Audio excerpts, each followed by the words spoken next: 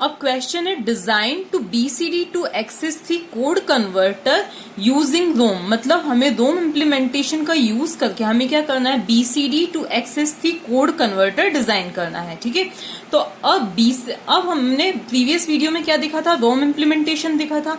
उसमें हमने क्या देखा था कि रोम का ब्लॉक डायग्राम जो होता है वो कुछ इस तरह से होता है।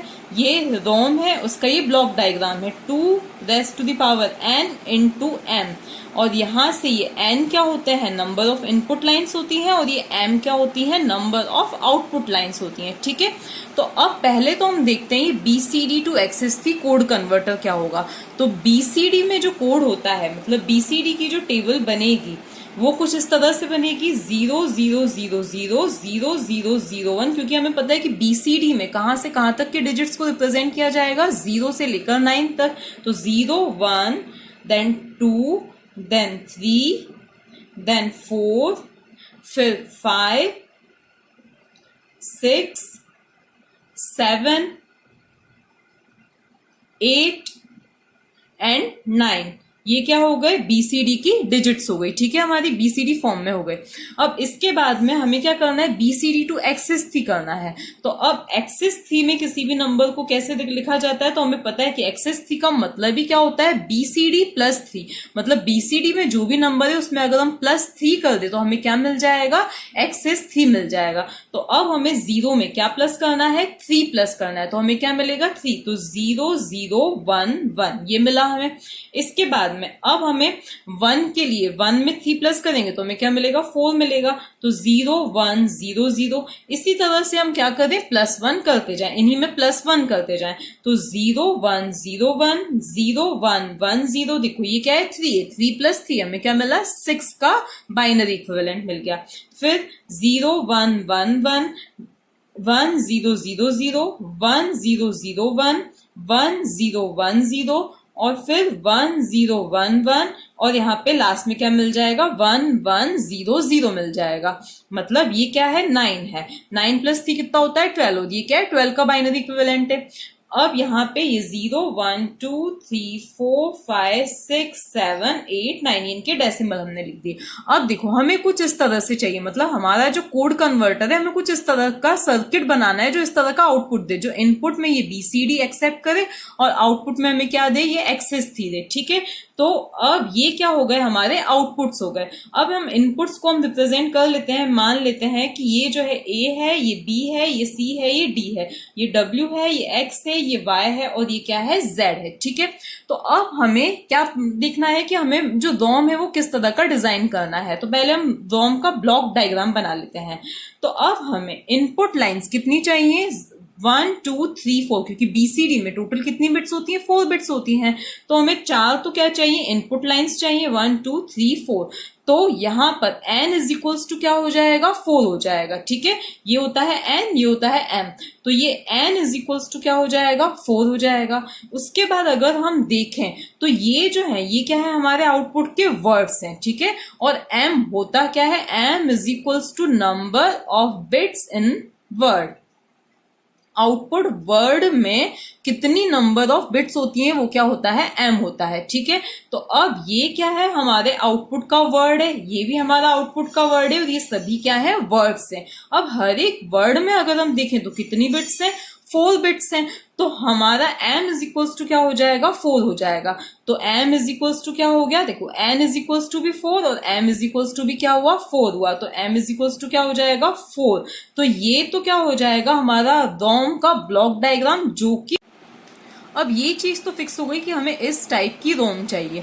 अब हमने रोम इम्प्लीमेंटेशन में देखा था कि इस पोर्शन को इम्प्लीमेंट करने के लिए किसका यूज किया जाता है, डिकोडर का यूज किया जाता है। ठीक है, जो कि 4 इनपुट्स ले और उसको किस में कन्वर्ट कर दे, 2⁴ मिन टर्म्स में कनेक्ट कर दे।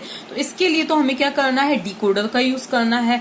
और फिर इसके लिए आउटपुट वर्ड्स जनरेट करने के लिए हमें किसका यूज करना पड़ेगा, OR गेट्स का यूज करना पड़ेगा। तो रोम बनती किससे, से, डिकोडर और कोई 8 से बनती है। तो पहले हम बनाते हैं डिकोडर वाला पोर्शन, ठीक है। अब डिकोडर हमें कौन सा वाला लेना पड़ेगा इसके लिए, तो हमें कितनी मिन टर्म्स चाहिए, 2⁻⁴ चाहिए, ठीक है। यहाँ पे क्या है, ये 4 है, तो इसका मतलब हमें कौन सा डिकोडर लेना पड़ेगा, 4 to 16 क्या लेना पड़ेगा, हमें डिकोडर लेना पड़ेगा। क्यों लेना पड़ेगा, क्योंकि 16 ही क्या होता है, 2⁻⁴ होता है।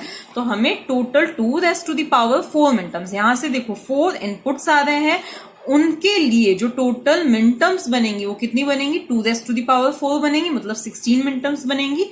4 to 16, इसके लिए हमें कौन सा डिकोडर लेना पड़ेगा, 4 to 16 डिकोडर लेना पड़ेगा। तो पहले तो हम क्या ले लेते हैं, डिकोडर ले लेते हैं। तो यहां पर पहले हमने क्या बना दिया, ये डिकोडर बना दिया। कौन सा डिकोडर बना दिया, 4 to 16 डिकोडर हमने बना देना है।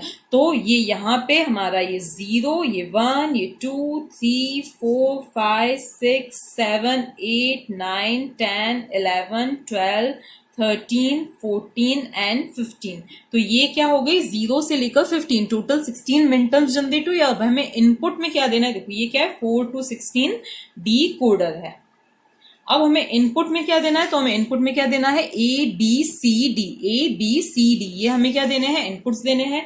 तो यहां से दे दिया हमने A, ये B, ये C और ये D, तो 4 इनपुट्स 16 आउटपुट्स। तो इनके लिए हम बना ले लाइंस 1 2, ये पूरी हम लाइंस बना लेते हैं, 3 4 5 6 7 8 9 10 11 12 13 14 15 16, ये क्या बन गई हमारी 16 लाइन्स, 0 से 15 तक 16 हमारी क्या बन गई है, ये लाइंस बन गई हैं। अब हमें क्या करना है, ये है A, ये है B, ये है C, ये है D। तो हमारा जो इतना पोर्शन है ये तो हो गया कंप्लीट। अब बात आती है आउटपुट्स की। तो आउटपुट्स हमारे क्या है, हमें टोटल कितने, अब मैंने पहले ही बताया था कि ओर गेट्स कितने जरूरी रहते हैं, M ओर गेट्स की हमें जरूरत पड़ेगी, मतलब जितने आउटपुट वर्ड में बिट्स हैं। तो आउटपुट वर्ड में कितनी बिट्स है, 4 बिट्स है। तो हमें टोटल कितने ओर गेट्स की जरूरत पड़ेगी, 4 ओर गेट्स की जरूरत पड़ेगी। एक जो होगा वो किसके लिए होगा, W के लिए होगा। दूसरा जो होगा वो किसके लिए होगा, X के लिए होगा, ये X के लिए। फिर जो होगा ये Y के लिए होगा, और ये वाला जो है ये किसके लिए होगा, Z के लिए होगा, ठीक है। ये Y और ये Z के लिए हो जाएगा। अब इनको हम थोड़ा सा बढ़ा देते हैं। अब हमें क्या देखना है कि W, X, Y, Z, इनको हमें कौन कौन सी मिन टर्म से कनेक्ट करना है। अब देखो जो नॉर्मल कोड कन्वर्टर होता है उसके लिए हमें क्या करना पड़ता है, ये W के लिए, X के लिए, Y और Z, इनके लिए हमें क्या बनाना पड़ता है, K मैप बनाना पड़ता है ताकि हम इनको मिनिमाइज कर सकें। लेकिन इसमें ROM इम्प्लीमेंटेशन में ऐसा नहीं होता है, हमें डायरेक्टली कनेक्शंस करने होते हैं। तो अब अगर हम W की बात करें तो W जो है इज अ फंक्शन ऑफ, मतलब ये क्या है, क्योंकि मिन टर्म्स है तो हमें एसओपी के फॉर्म में इक्वेशन लिखनी है। तो is a function of, W को हमें किस किस से कनेक्ट करना पड़ेगा, तो W हमें कहां कहां पर 1 मिल रहा है, तो W हमें यहाँ यहाँ यहाँ यहाँ और यहाँ पे 1 मिल रहा है। मतलब इनके करस्पॉन्डिंग जो मिन टर्म्स है वो क्या है, 5 6 7 8 9। तो हम यहाँ पे क्या लिख देंगे, 5 6 7 8 और 9। तो अब हम क्या करें, इसको सिंपली अगर हमें बनाना है तो हम यहां से लेके, देखो जो इसका जनरल डायग्राम होता है वो कुछ ऐसा होता है, ठीक है।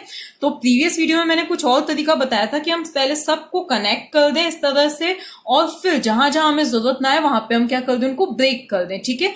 लेकिन वो थोड़ा ज्यादा कॉम्प्लिकेटेड हो जाएगा। तो अब हमने क्या किया, ये एक लाइन बना दी। अब हमें कनेक्ट इसको किस किस से करना है, 5 6 7 8 9 से। तो अब हमें कहां कहां पे क्रॉस करना है, 5 6 7 8 और 9 पे हमें क्या कर देना है, क्रॉस कर देना है, ठीक है। आप चाहें तो प्रीवियस वीडियो में मैंने जो बताया था वैसे भी कनेक्शन कर सकते हैं। इसके बाद में नेक्स्ट जो है कौन है, X है। तो X इज इक्वल्स टू, अब X को हमें किस किस से कनेक्ट करना है, तो देखो X कहां कहां 1 मिल रहा है, 1 2 3 4 और 9 पे। कहां पे, 1 2 3 4 और 9 पे।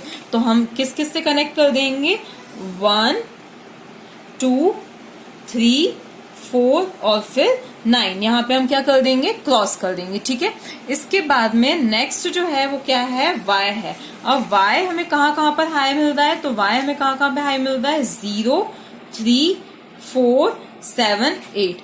तो 0 3 4 7 और 8 पे 0, फिर यहाँ पे क्या है 3 4 7 और 8, 7 और 8। तो अब यहाँ पर देखो 0 पे क्रॉस करना है, 3 1 2 3 4 7, ये 7 और 8 यहाँ पे क्या कर देना है, हमें क्रॉस कर देना है। इसके बाद में हमें Z कहाँ पे हाई मिल रहा है, तो Z हमें हाई मिल रहा है 0 2 4, मतलब अल्टरनेट्स में 0 2 4 6 और 8 पे। तो हमें किस किस से कनेक्ट कर देना है इसको, यहाँ पे ये लाइन बना देंगे और फिर अल्टरनेट्स में 0 2 और फिर 4 6 और फिर कहाँ पे 8, यहाँ पे हमें क्या मिल रहा है, हाई मिल रहा है। अभी देखो बाकी की जो लाइन्स है उनमें से एक भी कनेक्टेड नहीं है 9 के बाद में। क्यों नहीं है, क्योंकि BCD में जो हाईएस्ट होता है वो क्या होता है, 9 होता है।